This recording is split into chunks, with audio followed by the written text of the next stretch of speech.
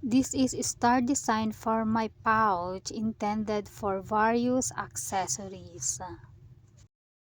DIY pouch para sa aking preference, para kung meron kang mga accessories, may lalagay mo dyan, very portable, pwede mong dalhin kahit saan, pwede mong ibulsa, nakalagay lang sa pouch, hindi siya nakalagay sa box. Mas madaling dalhin kahit saan ang iyong mga accessories. So let's continue creating our pattern para matapos na din natin ang ating DIY pouch. Yan ang kagandahan, if you know how to crochet, you can make your own pouch. You can make a lot of things, crocheting a lot of design, at magagawa mo ang iyong preferred na sizes para sa iyong mga kakailanganing mga handicrafts.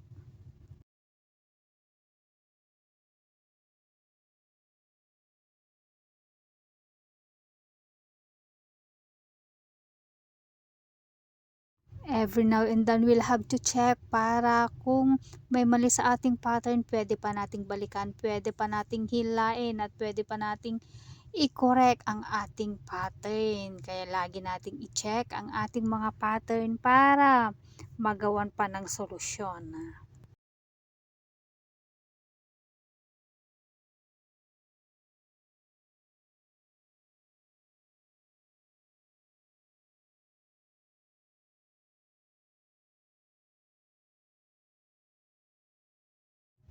I'm not a fast knitter, but I am trying to be one someday.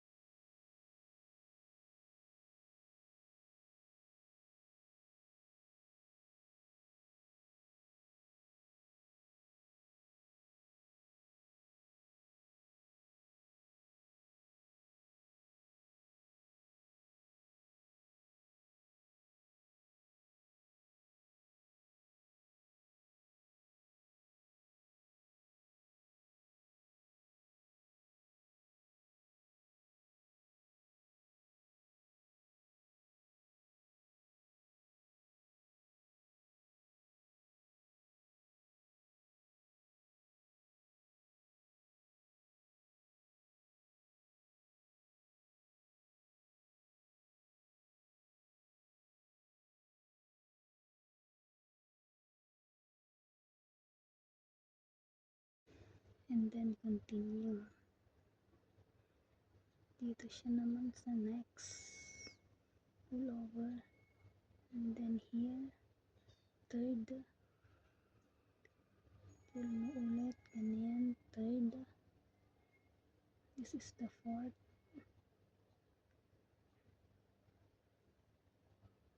fifth, and then the sixth loop, pull over mo ulit.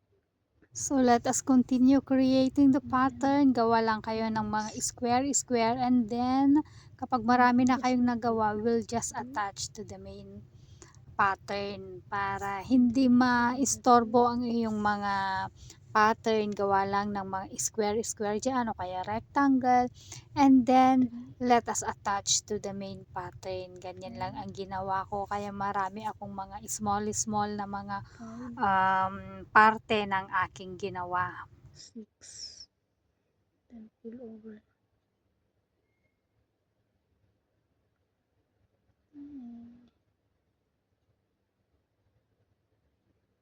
Bitawan ko.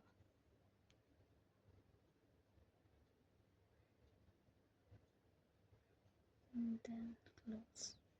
Ganyan lang, and then repeat. Ito ang double stitch without a gap.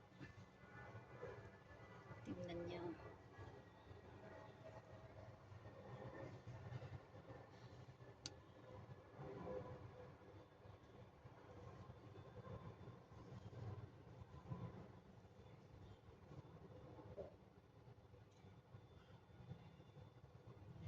So on this part, I am doing the cover.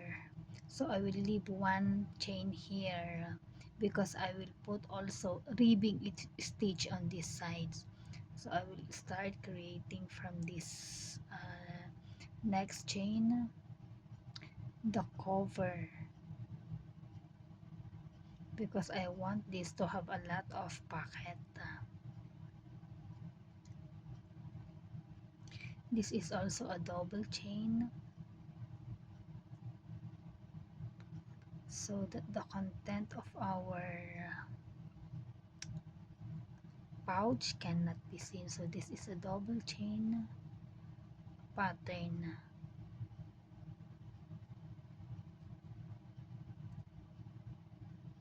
I will just continue. I will make 5 pockets out of this.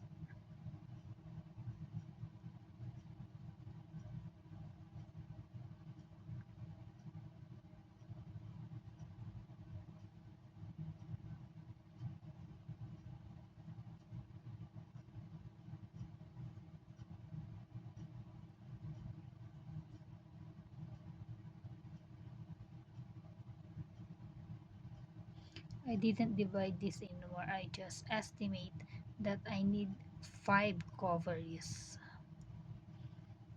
because I will make a portion. I will divide it. So this is the first one, 2, 3, 4, 5.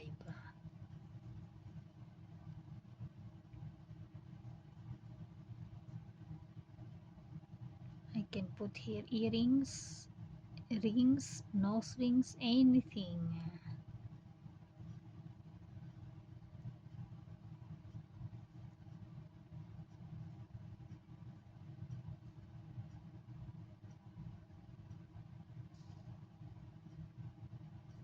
This is the cover, and this side I will attach to the main part. So this should be kept like this. I will stitch here like this.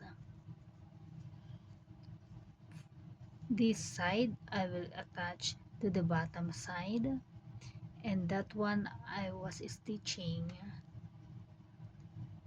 is the cover, so I can make like this. Okay. So we'll continue. So eto na ang ating finished product. Nailagay ko na ang mga pouches here na mayroong divider. I also put divider so that the jewelries I will keep inside will not be mixed to the other jewelries. Here also I put partitions, dividers, and the cover I kept it inside. This one I attach it to the back side, but this pouch, but this portion I attach it to the front portion. Better better ito na gagawin, because here if you will pull, nag-open siya, it will tend to open. That's why it's better that the cover is attached to the back portion, not on the pouch. Yan ang aking na-discover. And here also, there are also dividers.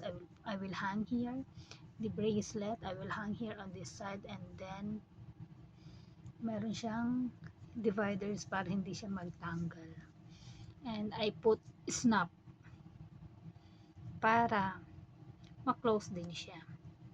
Ganyan. This is my DIY jewelry pouch. Okay? Just wash and ready to use. Even I will not wash, okay pa din. But I prefer to watch before using it. Okay? Eto, binurn ko sa lighter yung mga excess thread, binurn ko na siya sa